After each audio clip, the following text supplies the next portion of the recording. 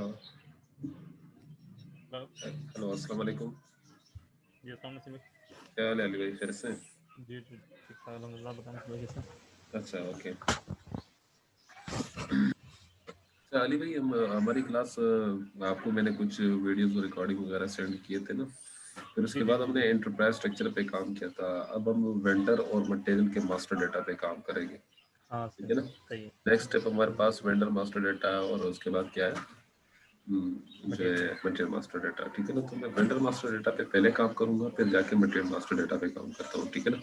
Vendor सही है। Master data easy है और कस्टमर जो दूसरा है वो आपके लिए वो मतलब कम्प्लेक्स, ठीक है। तो हम स्टार्ट करते हैं। एक मिनट।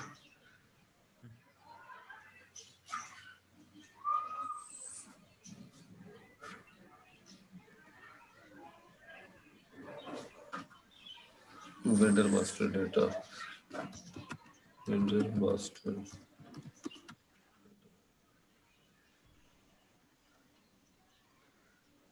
हाँ SAP में वेंडर मास्टर डेटा।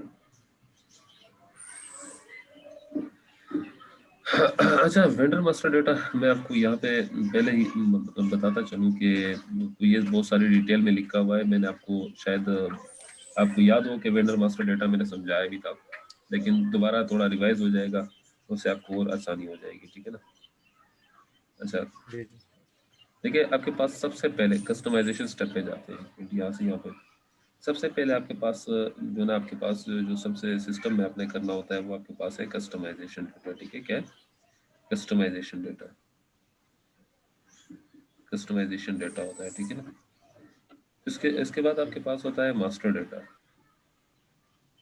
ठीक है ना। आपके ये आपके सही पास स्टेप 1 में आता है, ठीक है। स्टेप 1 है, ये स्टेप 2 है और ये स्टेप 3 है, सही ठीक है। Step 1, step 2, step 3। तीसरे नंबर पे आपके पास आ जाता है, थर्ड नंबर पे, थर्ड स्टेप पे आपके पास आता है transaction vendor data. Transaction data transaction सही। क्या आता है? ट्रांजैक्शन डेटा, ठीक है। ट्रांजेक्शन सही। तो इसलिए आपने क्या करना होगा, सबसे पहले आपने कस्टमाइजेशन डेटा पे काम करना होगा। कस्टमाइजेशन डेटा पे, तो कस्टमाइजेशन डेटा पे अब क्या क्या चीजें आएंगी ये मैं आपको बताता चलूं।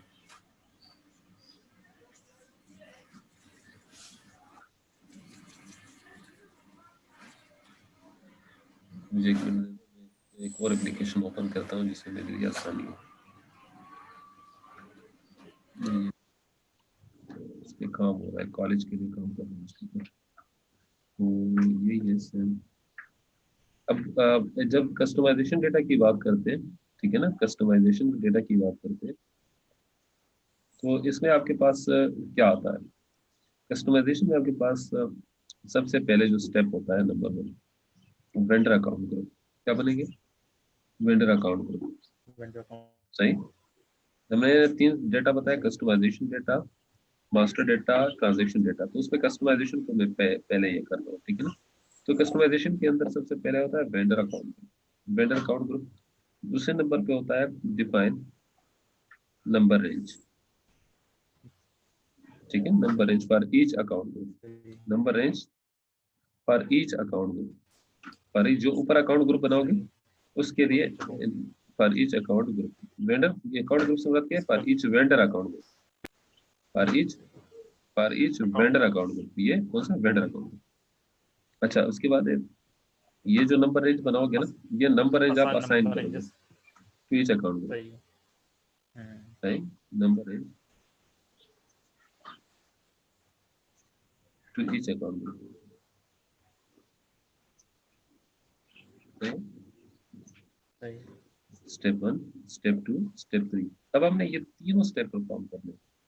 तो सबसे पहले अगर मैं स्टेप 1 की बात करता हूँ, define vendor account group, define define vendor account group. तो वेंडर अकाउंट ग्रुप आपके पास 3 तरह का होता है, ठीक है ना। वेंडर अकाउंट ग्रुप कितने तरह का होता है? देखो, ये सारी चीजें मैं यहाँ पे एक्सप्लेन कर रहा हूँ, लेकिन ये नोट्स में सही आपके पास ये सारी चीजें हैं। अब ये सारी चीजें पढ़ने के बजाय मैं यहाँ पे नोट्स में बता दूं तो आपके लिए आसानी हो जाएगी। अच्छा, उसके बाद यहाँ पे यही देखिए ना, ऊपर भी मैंने स्टेप बताया। पहला कस्टमाइजेशन डेटा है, तो स्टेप 1 में वेंडर अकाउंट ग्रुप है, डिफाइन नंबर रेंज और उसके बाद assign number range account group, ठीक है। अब वेंडर अकाउंट ग्रुप पहले स्टेप की बात है, स्टेप 1 में। स्टेप 1 में आपके पास है लोकल लोकल या डोमेस्टिक वेंडर अकाउंट ग्रुप। दूसरे नंबर पे आता है फॉरेन वेंडर अकाउंट ग्रुप। तीसरे नंबर पे आता है वन टाइम अकाउंट ग्रुप, ठीक है। अच्छा, लोकल या सही डोमेस्टिक वेंडर अकाउंट ग्रुप क्या हो सकता है? जैसे कोई भी अब उसका मास्टर डेटा में बना रहा हूँ, मास्टर डेटा में बनाऊंगा, जैसे एबीसी प्राइवेट लिमिटेड है, ठीक है, उसको एक नंबर लग जाएगा। जॉनसन जो कि फॉरेन वेंडर है, जॉनसन कंपनी, उसको दूसरा वेंडर लग जाएगा। वन टाइम वेंडर सही नसीर प्राइवेट लिमिटेड एक और, ये मतलब तीसरा वेंडर। इसको ये नंबर रेंज जो मैं इसको असाइन करूंगा ना, ये नंबर रेंज लोकल वेंडर, ये नंबर रेंज होंगे, ठीक है ना, डिफाइन नंबर रेंज। सही हर सही अकाउंट ग्रुप को मैं नंबर रेंज असाइन करूंगा। जब मैं मास्टर डेटा बनाऊंगा तो इनमें से जिस ग्रुप से किसी भी वेंडर का मास्टर डेटा बनाऊंगा तो वो क्या होगा, एक नंबर रेंज लग जाएगा, एक नंबर लग जाएगा उसको, ठीक है ना। अब सही फर्ज करें कि मैं अली प्राइवेट लिमिटेड, अली या मेरा वेंडर भी हो सकता है, ये वेंडर आपके पास पर्सन भी हो सकता है, ऑर्गेनाइजेशन भी हो सकता है, ठीक है ना। तो अली, अगर मैं अली का डेटा लोकल डोमेस्टिक वेंडर है मेरा, जिससे मैं, या सप्लायर है मेरा, जिससे कंपनी परचेजिंग करती है, तो वो आपके क्या है, वेंडर है। तो अगर वो लोकल है तो उसका मास्टर डेटा लोकल के ग्रुप में से बनेगा। अगर वो फॉरेन है तो उसका मास्टर डेटा फॉरेन ग्रुप में से बनेगा। और वन टाइम है तो वन टाइम से बनेगा, ठीक है ना। तो उसका मास्टर डेटा यहाँ पे हम मास्टर डेटा बनाएंगे। जब मास्टर डेटा बन जाएगा तो हम तब जाके ट्रांजेक्शन डेटा पोस्ट कर सकते हैं, उस वेंडर से माल खरीद सकते हैं परचेज ऑर्डर के थ्रू, कॉन्ट्रैक्ट भी साइन कर सकते हैं, आउटलाइन एग्रीमेंट भी साइन कर सकते हैं उस वेंडर के साथ, ठीक है। ये आगे सारी चीजें सही हम पढ़ेंगे। अब यहाँ पे मुझे ये चीज डिफाइन करनी है स्टेप 1 में, वेंडर अकाउंट ग्रुप सिस्टम में कैसे मुझे 3 अकाउंट ग्रुप बनाने होंगे। एक लोकल या डोमेस्टिक वेंडर अकाउंट ग्रुप, दूसरा फॉरेन वेंडर अकाउंट ग्रुप, और one time vendor account group. ये तीनों बनाने होंगे सिस्टम में। ये बनाए तो नहीं थे ना, पिछली क्लास में ये चीजें नहीं बनाई थी ना। नहीं नहीं, ये नहीं बनाया। नहीं, ये यहीं से पढ़ना तुमने। अच्छा, यहाँ पे मैं आपको बता दूं, वेंडर अकाउंट ग्रुप का एक होता है जनरल डेटा, जो कि क्लाइंट लेवल पे होता है। वेंडर का जनरल डेटा क्या होता है, क्लाइंट लेवल होता है। उसके बाद accounting data company code level पे होता है। अकाउंटिंग डेटा किस लेवल पे होता है, कंपनी कोड लेवल पे होता है, ठीक है। और इसके बाद परचेजिंग डेटा होता है एमएम मॉड्यूल के लिए, ये आपके पास प्लांट लेवल पे होता है। किस लेवल पे होता है, प्लांट लेवल पे, ठीक है। Front level. तो एक किसी भी वेंडर का मास्टर डेटा मेंटेन करने के लिए एक वेंडर का जनरल डेटा होता है, दूसरा अकाउंटिंग डेटा होता है जो कि कंपनी कोड लेवल पे होता है, जनरल डेटा क्लाइंट लेवल पे होता है, सही है। डेटा कंपनी कोड का होता है। और इसके अलावा जो परचेजिंग डेटा होता है वो आपके प्लांट लेवल पे होता है, ठीक है। यानी परचेजिंग ऑर्गेनाइजेशन या प्लांट लेवल पे होता है, परचेजिंग सही ऑर्गेनाइजेशन या प्लांट लेवल पे होता है, ठीक है। अब ये तीनों डेटा मैं आपको मेंटेन करके दिखाऊंगा। देखो, general data, accounting data, purchasing data, सही। परचेजिंग डेटा एमएम मॉड्यूल वाले मेंटेन करते हैं, अकाउंटिंग डेटा फाइनेंस वाले मेंटेन करते हैं, और जनरल डेटा परचेजिंग डेटा अपने परचेजिंग मॉड्यूल वाले, एमएम मॉड्यूल वाले भी जनरल डेटा मेंटेन कर सकते हैं, और अकाउंटिंग मॉड्यूल यानी फाइनेंस वाले भी जनरल डेटा मेंटेन कर सकते हैं। तो जनरल डेटा चाहे एमएम मॉड्यूल सही वाले करें, चाहे वो अकाउंटिंग डिपार्टमेंट यानी फाइनेंस वाले डेटा मेंटेन करें किसी भी वेंडर का, तो दोनों डिपार्टमेंट कर सकते हैं। लेकिन अकाउंटिंग डेटा सिर्फ फाइनेंस वाले करेंगे, और purchasing data material management department करेगा, ठीक है। सही। तो यहाँ पे अब वेंडर अकाउंट ग्रुप की बात होगी, वही जो मैंने 3 ग्रुप बनाए, लोकल और फॉरेन और वन टाइम। अब वो ये जो मैं ग्रुप बना रहा हूँ, ठीक है, ग्रुप जो बना रहा हूँ उसको कैसे सिस्टम में कैसे बनाऊंगा, जैसे कि आईएमजी में जाऊंगा, financial accounting, account receivable and account payable, vendor account, master data, preparation of creating vendor master data, define account group with screen layout. ये तो मैं इसी तरीके से क्या करूंगा, एक वेंडर का मास्टर ग्रुप ग्रुप डेटा बनाऊंगा, अकाउंट ग्रुप डेटा। तो सिस्टम में आता हूँ, सिस्टम ओपन करता हूँ।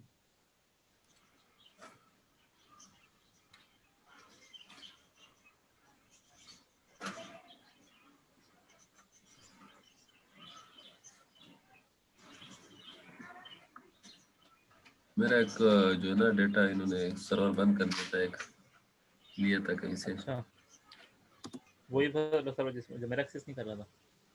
आपका एक्सेस नहीं हो रहा है उसमें?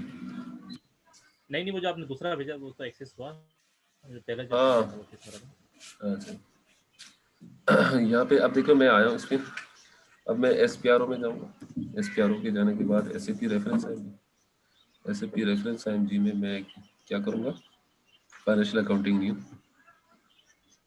और फिर उसके बाद अकाउंट रिसीवेबल, अकाउंट पेबल, ये सारा मेनू पाथ मैंने वहाँ पे लिखा हुआ, आप उसे देख कर सकते सही हैं। है। Vendor account, master data, preparation for creating vendor master data, define account group with screen layout.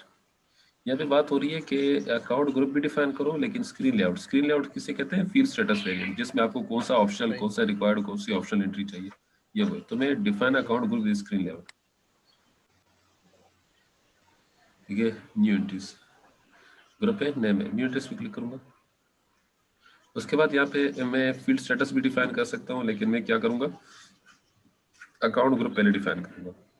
जैसे लोकल के लिए मैं कहता हूँ LC0, LC, मैंने L123, मेरा लोकल अकाउंट ग्रुप L123 है। ये क्या है मेरा लोकल, लोकल या डोमेस्टिक, लोकल या डोमेस्टिक अकाउंट ग्रुप। आगे मैं कंपनी कोड लिख लूंगा LK01। क्या लिखा मैंने? LK01, LK01। ठीक है। ये मेरा कंपनी कोड है LK01। General data, company code data, purchasing data.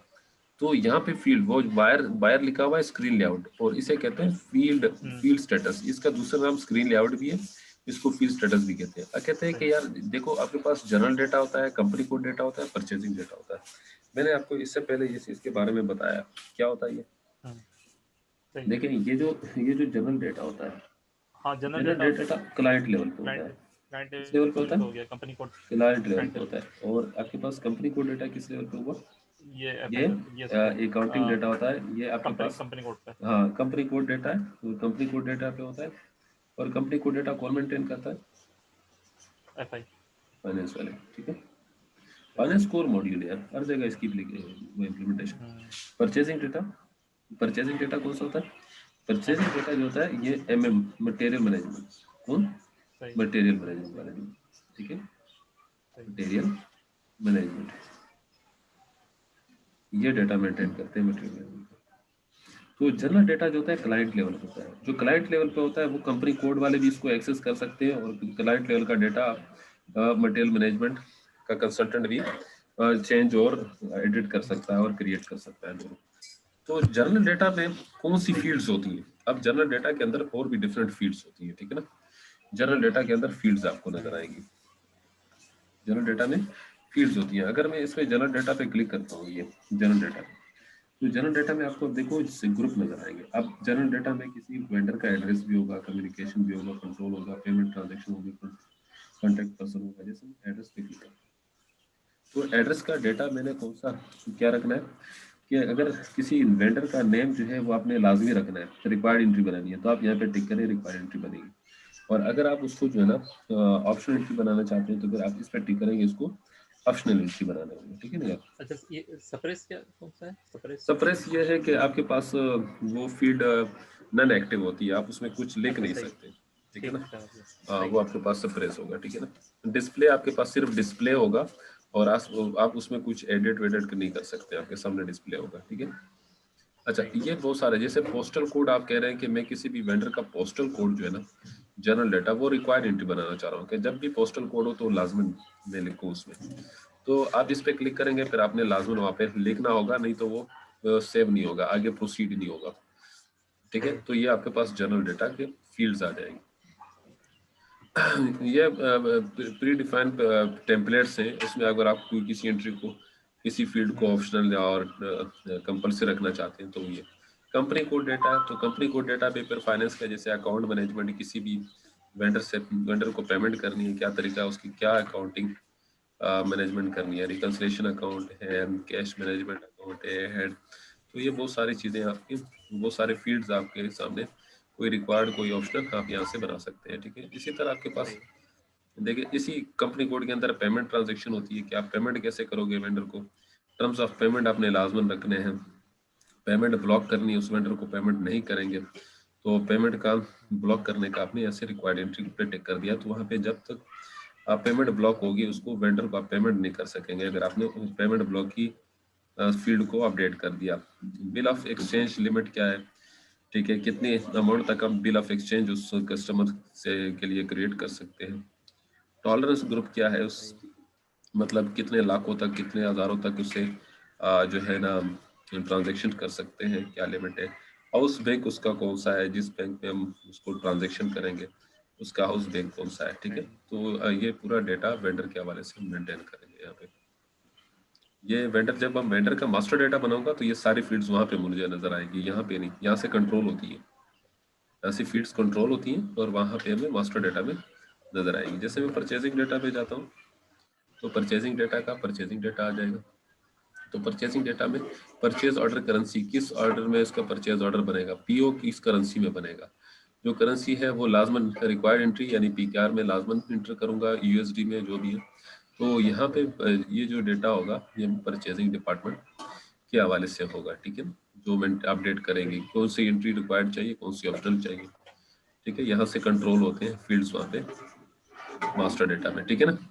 अच्छा, यहाँ पे इसके बाद हमने एक ग्रुप बनाया और हमें दूसरा ग्रुप भी बनाना है। हमने सिर्फ लोकल का बनाया, ठीक है ना, लोकल वेंडर L123। अब मैं दूसरा ग्रुप बना रहा हूँ, तो दूसरा ग्रुप बनाने के लिए मुझे क्या करना होगा, वही न्यू इंटरेस्ट पे क्लिक करना होगा और यहाँ पे लोकल फॉरेन के लिए F123 और ये हो जाएगा foreign vendor account group, foreign vendor account group. मेरा कंपनी कोड LK01 है। हम इस वक्त जो काम कर रहे हैं वो LK01 के लिए कर रहे हैं, ठीक है ना। अच्छा, उसके बाद इसका जनरल डेटा है, कंपनी कोड डेटा है, परचेजिंग डेटा है, ठीक है। ये भी उसी तरह मेंटेन होगा जो अभी आपने आपको बताया, ठीक है। मैं एंटर करूंगा and then click on save, ठीक है।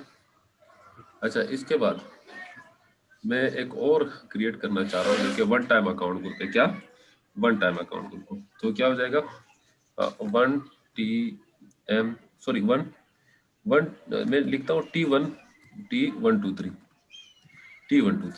ठीक है। एक था L123, दूसरा है F123, तीसरा है T123। तो ये क्या हो जाएगा, one time vendor account group, ठीक है। और वन टाइम के लिए मुझे वन टाइम को ये को टिक करना होगा, ठीक है। इसका भी वही general data, company code, purchasing data आएगा। देन सेव किया डेटा। अच्छा, इसके बाद ये दो चीजें करने के बाद अब इसके बाद में यहाँ से मैंने ग्रुप बना डिफाइन कर दिया। अब मुझे डिफाइन करना है क्या, नंबर रेंज, ये create number range. Second step पे क्या था, मैंने आपको यहाँ पे बताया था कि पहला स्टेप हमारा क्या है, ऊपर बताया था। पहला स्टेप हमने डिफाइन अकाउंट ग्रुप, दूसरा डिफाइन नंबर रेंज, तीसरा असाइन नंबर रेंज, ठीक है। ये 3 स्टेप थे बताए थे। अच्छा, यहाँ पे मैं अभी क्रिएट नंबर रेंज, ठीक है, क्रिएट नंबर रेंज पे गया। तो यहाँ पे मैं देखना चाह रहा हूँ, इंटरवल्स पे क्लिक करूंगा। इंटरवल पे क्लिक करने के देखें यहाँ पे पहले से 0 1 2 3 4 5, तो सबसे बड़ा नंबर रेंज क्या सेलेक्ट हुआ है, ठीक है ना। जो हाईएस्ट नंबर रेंज है वो क्या है, वो 3 4, देखो ये 6 से लेकर 6999999 तक है। तो मुझे नंबर रेंज क्रिएट करने के बजाय मैं इन्हीं में से कोई नंबर रेंज सेलेक्ट करता हूँ, जैसे ऊपर के शुरू के कुछ सेलेक्ट कर लेता हूँ, ठीक है, हमारी आसानी के लिए। क्रिएट करने का आसान तरीका यह है कि आप इधर इस पर टिक करें और यहाँ पे नंबर रेंज दे दें कोई, जैसे मेरे 12 13 14, मैं 12 13 14 क्रिएट करना चाहता हूँ, या 11 12 13।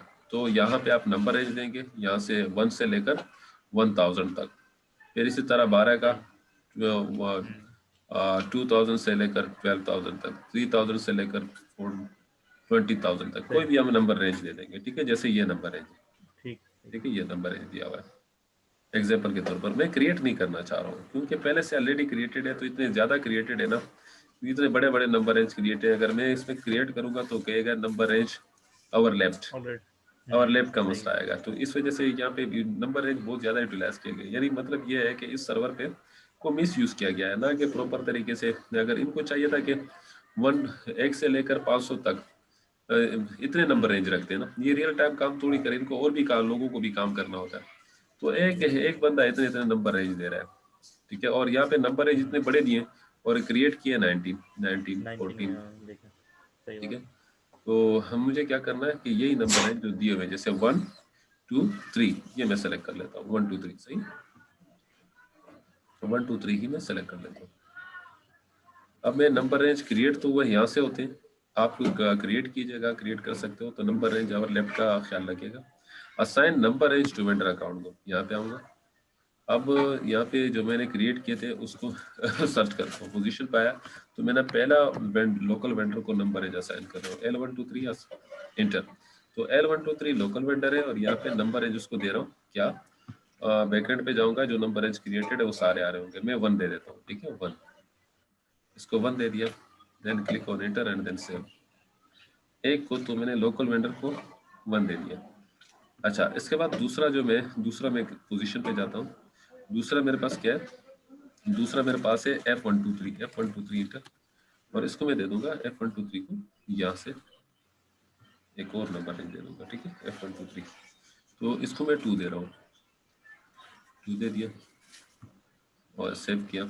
इसके बाद एक और है, पोजीशन पे गया, कौन सा था, T123 वन टाइम अटेंडर, इसको भी एक नंबर रेंज दे दूंगा, थर्ड वाला, ठीक है। तो इसको भी नंबर रेंज तीसरा दे दिया, ठीक है ना। तो 1 2 3 3 नंबर रेंज इसको लग गए, तीनों अकाउंट ग्रुप को 3 नंबर रेंज लग गए, ठीक है।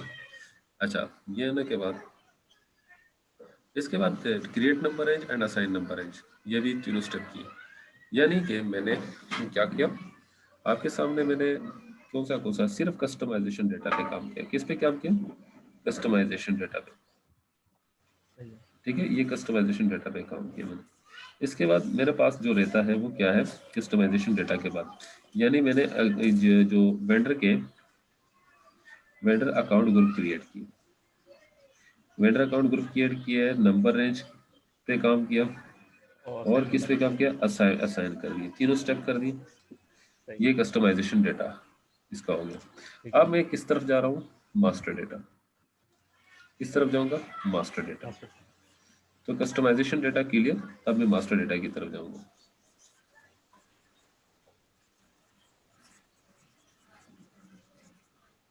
मास्टर डेटा, मास्टर डेटा सबसे पहले अगर किसी भी, तो मैं फर्ज करें लोकल L123, इसको मैंने नंबर रेंज कुछ भी दे दिया, मैं लोकल वेंडर है ना, लोकल वेंडर, सही और है। फॉरेन वेंडर के लिए F123 ग्रुप बनाया, और वन टाइम के लिए T123 ग्रुप टी बनाया, टी वन ठीक है टू ना। थ्री। अच्छा, अब जो है मैं अगर मैं कहूँ कि अली प्राइवेट लिमिटेड, तो मुझे ये बताओ कि ये जो अली प्राइवेट लिमिटेड है ये पाकिस्तान में है और हमारी कंपनी भी पाकिस्तान में है। तो अली क्या होगा, लोकल में से बनेगा या फॉरेन में से बनेगा, लोकल में लोकल, बनेगा। लोकल में बनेगा। तो इसका मैं अली का मास्टर डेटा बनाऊंगा, तो एज अ वेंडर है, अली वेंडर है और इसका मास्टर डेटा बनाऊंगा। तो मास्टर डेटा बनाने के लिए देखो, टी कोड होता है, एक तो मेनू पाथ से भी जा सकते हैं, टी कोड से भी जा सकते हैं। तो टी कोड जो है, जो टी कोड है आपके पास, यहाँ पे मैं लिख लेता हूँ। टी कोड जो है, जो टी कोड यूज होते हैं, एक होता है MK01, MK01 टी कोड है किसी भी वेंडर के मास्टर डेटा को क्रिएट करने के लिए, और MK02 से चेंज होगा, सही है। ठीक है, और MK03 से मास्टर डेटा डिस्प्ले होगा, ठीक है। ये सही कौन है। से मॉड्यूल के लिए, MM के लिए। और जब मैं MM में मास्टर डेटा मेंटेन करूंगा तब, और FI के लिए क्या क्या होंगे, FI के लिए क्या होंगे, FI के लिए बताता हूँ।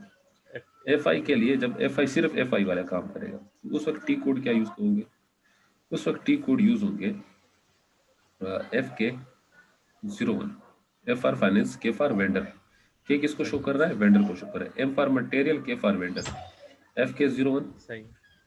FK02, FK03। तो FK01 जो है वो वेंडर को क्रिएट करने का मास्टर के टी कोड क्या है, FK01, और चेंज करने के लिए क्या है, FK02, और डिस्प्ले करने के लिए क्या है, FK03। तो ये क्या है, FI फाइनेंस वाला जब भी कोई टी कोड यूज करेगा वेंडर का मास्टर डेटा क्रिएट करने के लिए, तो FK01 यूज करेगा, और MM वाला जब यूज करेगा टी कोड, तो MK01। और अगर ये दोनों हो, मतलब फाइनेंस हो गया आपका और MM दोनों, अगर दोनों का मास्टर डेटा इकट्ठा क्रिएट किया जाएगा तो फिर क्या टी कोड यूज होगा। अगर इन दोनों का इकट्ठा यूज किया जाएगा तो टी कोड क्या होगा, उस वक्त XK01, ये किसी भी वेंडर का मास्टर डेटा क्रिएट करने के लिए XK01, जिसमें FI और MM दोनों का 0, और XK02 ये चेंज, और XK03 ये डिस्प्ले के लिए, ठीक है। तो मैं क्या यूज करूंगा, मैं ऐसे करता हूँ, मैं ये कोड यूज करता हूँ, मैं तीनों बताता हूँ लेकिन मैं यूज ये करूँगा, ठीक है। सही है, ठीक। तो मैं जाता हूँ सिस्टम में, कहाँ से जाऊँगा, इजी एक्सेस में। यहाँ पे टी कोड काम नहीं करेगा, यहाँ से काम करेगा इजी एक्सेस में। तो पहले तो मैं ये टी कोड यूज करूँगा MK01, ये MK01 ना, ये वाला MK01, सही है। MK01 inter. ये देखें इसमें आपके पास वेंडर है, ये तो सिस्टम जनरेटेड नंबर होगा, यहाँ पे आपने कुछ नहीं लिखना है। ये आपके पास परचेजिंग डेटा है, एमएम मॉड्यूल का डेटा, यहाँ पे एमएम वाले एमएम का डिटेल आ रही है। अकाउंट ग्रुप जो अभी मैंने क्रिएट किया, मतलब यहाँ पे भी मैं आपको ये चीजें बता देता हूँ। ये तो सिस्टम जनरेटेड नंबर होगा, ये क्या करेगा, ठीक है। सिस्टम जनरेटेड, ये सिस्टम जनरेटेड, ठीक है। और परचेजिंग ऑर्गेनाइजेशन ये आपके एमएम की एंटरप्राइज हायरार्की में आता है, ठीक है। और अकाउंट ग्रुप ये भी मैंने लोकल बनाया ना, L123। अगर लोकल का बना रहा हूँ तो L123 सेलेक्ट करूंगा, अगर फॉरेन का बनाऊंगा तो F123 यूज करूंगा, और अगर टी सही। One time to T123। तो ये तो हम खुद क्रिएट कर चुके हैं, ये कस्टमाइजेशन डेटा में हमने क्रिएट किया अभी आपके सामने, ये तीनों क्रिएट किए, सही। ठीक है। अकाउंट ग्रुप तीनों क्रिएट किए। अब जो है ये तीनों, ये फील्ड नहीं, ये फील्ड सिस्टम जनरेटेड है, ये मुझे फील्ड नहीं करनी, मुझे ये फील्ड देनी होगी, ये फील्ड देनी होगी, फिर जाके मुझे इंटर करना होगा, ठीक है। और अगर आप ये फील्ड देते हो, तो अगर आपने यहाँ पे फील्ड देनी है, यहाँ पे, तो अगर कोई वेंडर आपने क्रिएट किया हुआ है और उसकी मदद से आप कोई नया वेंडर क्रिएट कर रहे हो, तो ये फील्ड टेम्पलेट के तौर पर ये यूज होगी, ठीक है ना। सही है, ठीक। यहाँ तक बात समझ आई। जी बिल्कुल। तो अब जो है MK01 से मैं इसी स्क्रीन पे आया हूँ। अब देखो ये जब टी कोड यूज किया तो ये वाली स्क्रीन आई। तो इसमें क्या क्या चीज है, वेंडर है, परचेजिंग ऑर्गेनाइजेशन, अकाउंट ग्रुप है, तीन चीज आ गई। अच्छा, इसमें सिर्फ MM का है, FI का नहीं, कंपनी कोड नहीं आ रहा है, देखो। अब मैं FK01 में अगर मैं क्रिएट करता हूँ तो देखते हैं क्या होता है।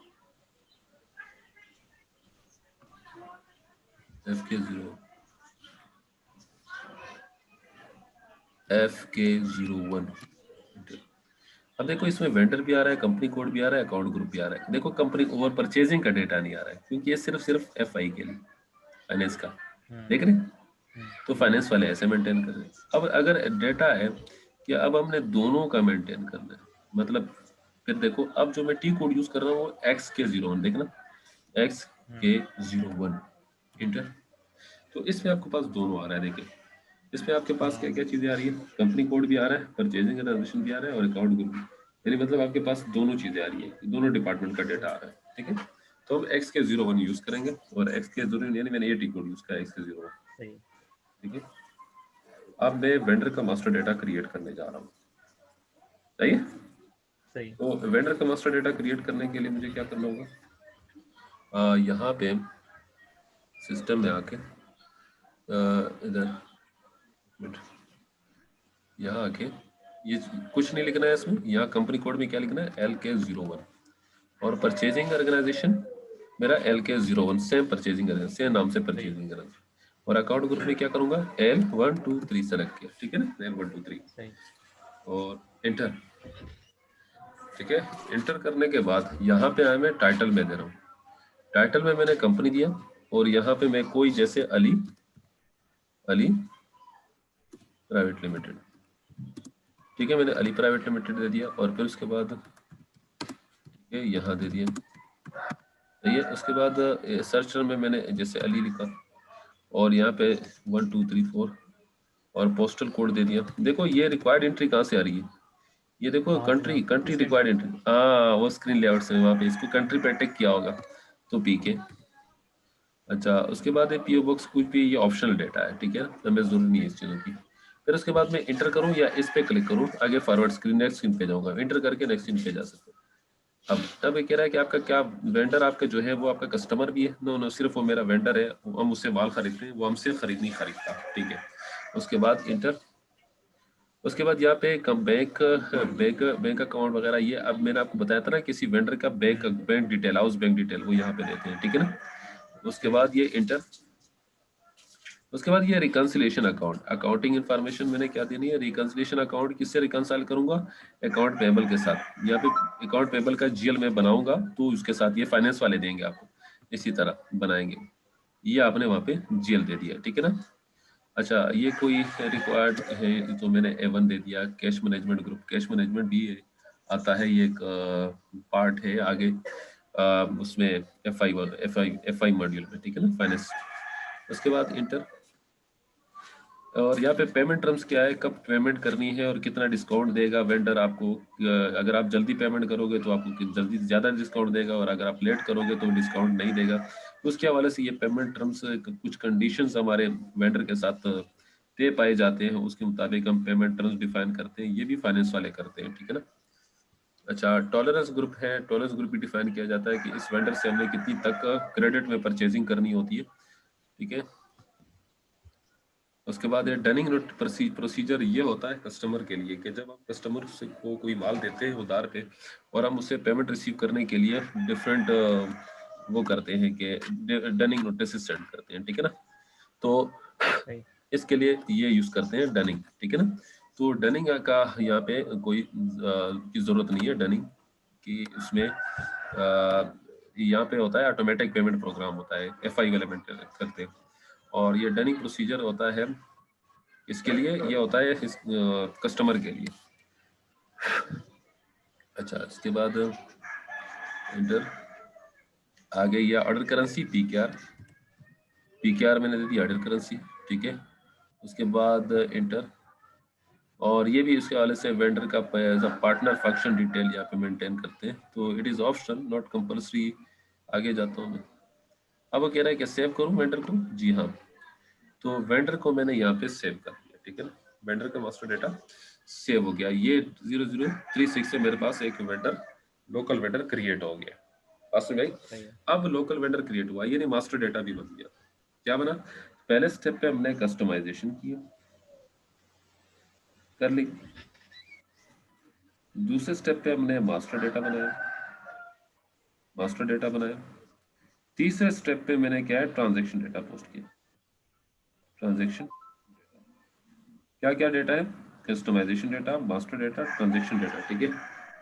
तो ये चीजें हमने पोस्ट कर लिया, ठीक है ना।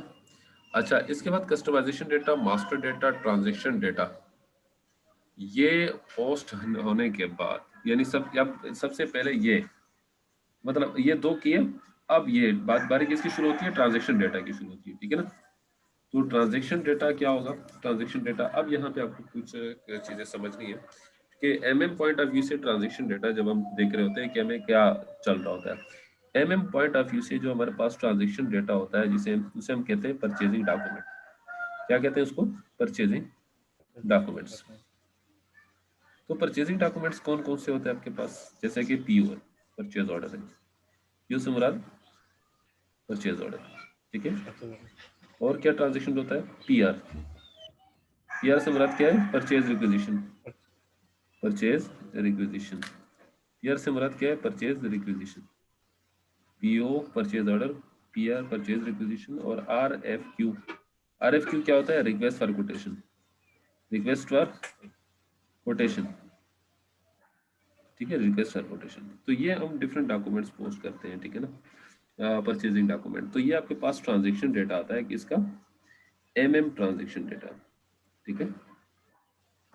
ट्रांजैक्शन डेटा, अगर हम कोई परचेज ऑर्डर सिस्टम में पोस्ट करते हैं, तो बैक एंड पे एंट्री क्या होती है, परचेज ऑर्डर क्या होता है, परचेज ऑर्डर मतलब हम उसे पोस्ट करते हैं तो क्या एंट्री उसके बाद आ सकती है, जैसे जब हमारे पास मटेरियल रिसीव हो जाता है, ठीक है ना। तो हम इसकी एंट्री ये करते हैं कि जब हम कोई परचेजिंग करते हैं तो क्या होता है कि आपके पास एंट्री क्या होती है, आपके पास एंट्री होती है purchase debit, FI entry, purchase debit हो जाएगा $1000 से, और आपके पास वेंडर अकाउंट क्रेडिट होता है, वेंडर अकाउंट क्रेडिट $1000 से। तो ये क्या है आपके पास लायबिलिटी, ये क्या है, लायबिलिटी का अकाउंट है, किसका अकाउंट है, लायबिलिटी। और ये आपका एक्सपेंस का अकाउंट है, क्या होता है, एक्सपेंस का अकाउंट। तो एक्सपेंस ये परचेज डेबिट और वेंडर अकाउंट क्रेडिट, ये एंट्री पोस्ट होती है सिस्टम में, ठीक है ना, ये अकाउंटिंग एंट्री सिस्टम में पोस्ट होती है। तो अब ये भी ट्रांजैक्शन डेटा है, ये भी क्या है, ट्रांजैक्शन डेटा है, ये भी क्या है, ट्रांजैक्शन डेटा है। लेकिन ये कहाँ पोस्ट होगी, ये इसका इफेक्ट कहाँ पे आएगा, FI में। और MM का, हम MM में परचेज ऑर्डर या परचेज रिक्वेजिशन या रिक्वेस्ट फॉर कोटेशन, ये हमारे पास क्या है, ट्रांजैक्शन डेटा होता है एमएम पॉइंट ऑफ व्यू से। तो इसलिए एफआई और एमएम, एफआई एंड एमएम की इंटीग्रेशन होती है। एफआई एमएम क्या होती है, इंटीग्रेशन होती है। इंटीग्रेशन सही। इसलिए लाजमी होती है कि आपका एफआई की कोई एंट्री या एमएम की कोई एंट्री, उसका इफेक्ट क्या होता है एक दूसरे के ऊपर, एक दूसरे के मॉड्यूल में किस तरह इफेक्ट होता है इसका। ठीक है, सही। ठीक। बात समझ आई? जी जी सही। और अगर मैं कोई अब सिस्टम में कोई एंट्री पोस्ट करता हूँ तो उसके लिए मुझे टी कोड चाहिए होगा। टी कोड के थ्रू भी कर सकता हूँ और मैनुअल पास से भी कर सकता हूँ। तो मुझे अगर कोई जर्नल एंट्री पोस्ट करनी है तो क्या एंट्री पोस्ट कर सकता हूँ अगर मैं कोई परचेज करता हूँ, जैसे परचेज अकाउंट डेबिट और वेंडर अकाउंट क्रेडिट। तो इसके लिए मुझे क्या करना होगा, सिस्टम में, सिस्टम में मुझे एंट्री पोस्ट करनी है क्या, क्योंकि मेरा वेंडर बन गया तो मैं सिस्टम में क्या एंट्री पोस्ट करूंगा। मैं अगर एंट्री पोस्ट करता हूँ, चलो ठीक है, मैं पोस्ट करता हूँ FB60। वेंडर इनवॉइस पोस्ट करने के लिए क्या है, वेंडर इनवॉइस पोस्ट कर रहा हूँ, क्या पोस्ट कर रहा हूँ, वेंडर इनवॉइस। लेकिन ये FI वाले पोस्ट करते हैं, ठीक है, या MM वाले भी पोस्ट कर सकते हैं। तो वेंडर इनवॉइस के लिए क्या है, FB60। FB60 से मेरी एंट्री क्या होगी, परचेजेस, परचेजेस अकाउंट हो जाएगा डेबिट 1000 से, और क्या हो जाएगा, क्रेडिट क्या होगा, वेंडर अकाउंट क्रेडिट हो जाएगा, ठीक है, 1000 से। ठीक है, ये मेरी एंट्री होगी। मैं ये एंट्री आपको ऐसे करता हूँ, दूसरे सिस्टम पे बताता हूँ, क्योंकि इसमें टॉलरेंस ग्रुप डिफाइन नहीं हुआ है FI वालों का। तो अगर मैं इस पे पोस्ट करूँ तो पोस्ट नहीं होगा, सिर्फ मैं आपको बता देता हूँ, ठीक है ना। पोस्ट नहीं होगा इस वजह से कि टॉलरेंस का एरर मांगेगा, टॉलरेंस डिफाइन नहीं हुआ, तो वो देख लेंगे, ठीक है, अंदाजा भी हो जाएगा। इंटर सही। FB60 इंटर करने के बाद ये देखो कि company code not assign to country और कंट्री टू कैलकुलेशन प्रोसीजर। अब ये टैक्स मांग रहा है कि आप इसके ऊपर टैक्स कैलकुलेशन करो, टैक्स कन्फिगर करो, तब जाके ये सिस्टम में ये पोस्ट होगा, ठीक है ना। तो ये एंट्री पोस्ट होगी। तो ये यहाँ पे ट्रांजैक्शन डेटा हम पुट करते हैं, ठीक है ना। तो ये भी टैक्स का एरर दे रहा है कि आपने LK01 के लिए FI फाइनेंस वालों ने टैक्स की कैलकुलेशन नहीं की, तो इस वजह से पहले वो करो, तब यहाँ पे जाके ये आपने ये एक्टिविटी परफॉर्म कर सकते हो। तो ये है टैक्स का, ठीक है। अगर मैं इसको किसी दूसरे सिस्टम में आपको पोस्ट करके बताता हूँ, ट्राई करता हूँ, जस्ट अ मिनट। जैसे PS फरहाना में लेके जाता हूँ, वहाँ से इसकी पोस्टिंग करता हूँ।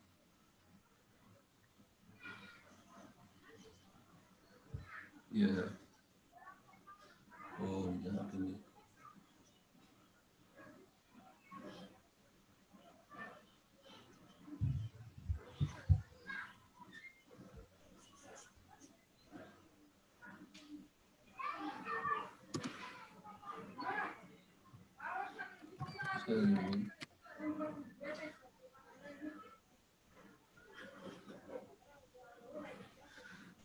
FB60 यहाँ पोस्ट करता हूँ, ठीक है। FB60 यहाँ पे आया,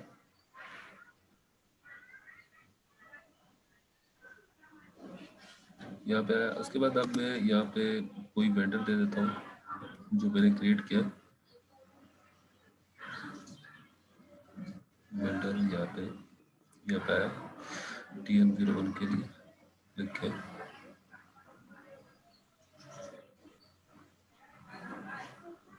लाहौर अहमद, और यहाँ पे मैंने अमाउंट दे दी इसको, अमाउंट 12,000। और उसके बाद यहाँ पे मैंने देखो, एक ये चीज़ क्रेडिट हो रही है, ये क्या हो रहा है, ये क्रेडिट हो रही है, ये चीज़ क्रेडिट में जाएगी, और यहाँ से कोई चीज़ डेबिट में डालनी है, यानी अकाउंट परचेजेस का अकाउंट डेबिट में डालो। परचेज का अकाउंट बना होगा, वो बनाना पड़ेगा, नहीं तो FI वाले बना के देंगे, ठीक है। तो यहाँ पे परचेज अकाउंट ये रहा, purchase account debit, vendor account credit, purchase account debit, कितने से, 12,000 से, ठीक है। अब मैं इसको यहाँ रेफरेंस दे दिया जो भी है, और उसके बाद मैं इसको एंटर करता हूँ। कह रहा है कि इंटर वैलिड डेट, अच्छा वैलिड डेट भी, इनवॉइस डेट कौन सी डेट होती है, जो पोस्टिंग डेट से पहले, जो चेक के ऊपर डेट होती है ना, आपने सिस्टम में चेक पोस्ट किया होगा, जो आगे की डेट का होता है ना, वो क्लियरिंग जिसके आगे डेट की होती है वो पोस्ट नहीं होता है ना।